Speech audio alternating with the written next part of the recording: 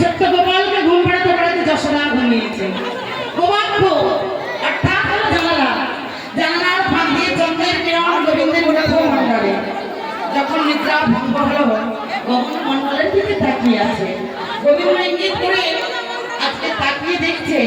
চন্দ্র বলেছে, হে গোবিন্দ, তোমার মনে পড়েনি সেই প্রতিশ্রুতি রজনীর কথা? দেখো আজ আমি গগনোদয় হয়েছি, তাই তো আমি কিভাবে যাব? আমি তো যেতে পারছি না। এই যোগমায়াকে স্মরণ করলেন গোবিন্দ। কেমন ভাবে স্মরণ করছে? হে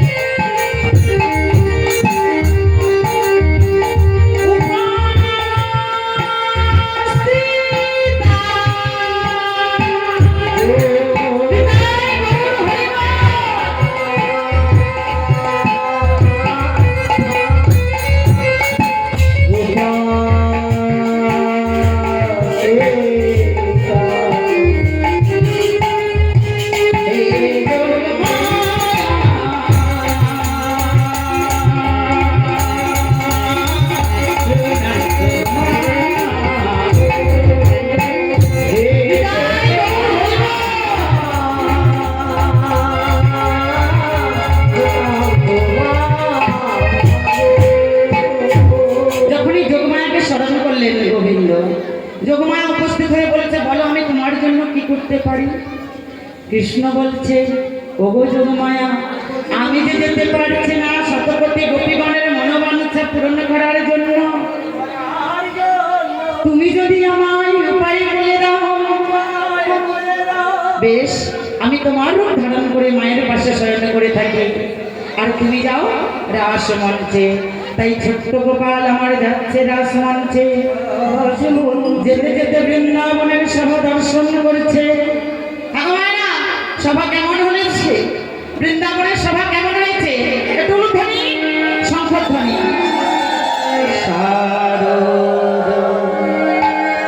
চন্দ্র পবন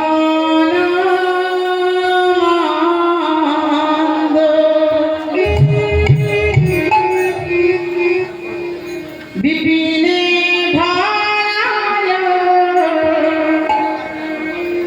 কুসুম গন্ধ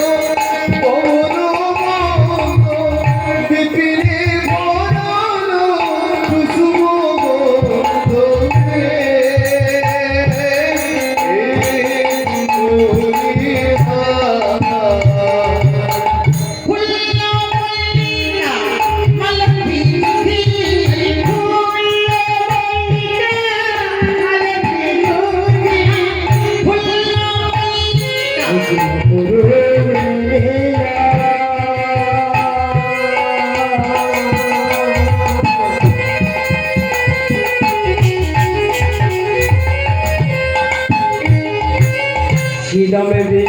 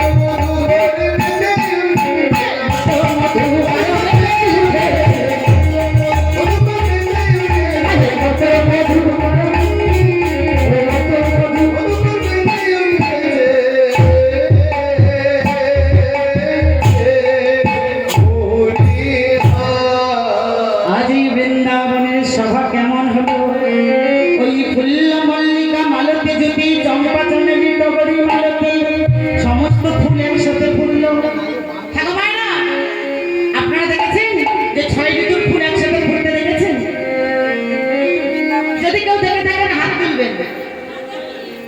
কেউ দেখেছেন? সে ভাগ্য আমাদের হয়নি আর হবার না। তাই না? আমার 6 ঋতুর ফুল একসাথে আমরা ফুটতে দেখি, গ্রীষ্মকালে ফুল, শীতকালে ফুল, শরৎকালে, হেমন্তকালে, হয় কি?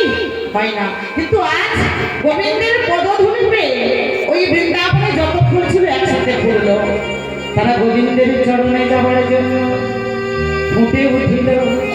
তাহলে আমরা নারী জাতি, আমরা পবিত্র ফুল। দেখে হাত তুলুন, আমরা তো পবিত্র ফুল। কারা কারা যেতে চায়? এটাই হবার কথা।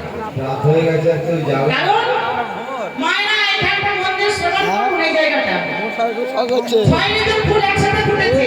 আর এখানে কিন্তু আমরা এত নারী জাতি আছে, একসাথে ফুটে উঠলাম না। কেন উঠলাম না? দেখবেন কিছু ফুল ফোটে, সব ফুল কি গোবিন্দের চরণে যায়? যায় মা? যায় না। কিছু ফুল গোবিন্দের চরণে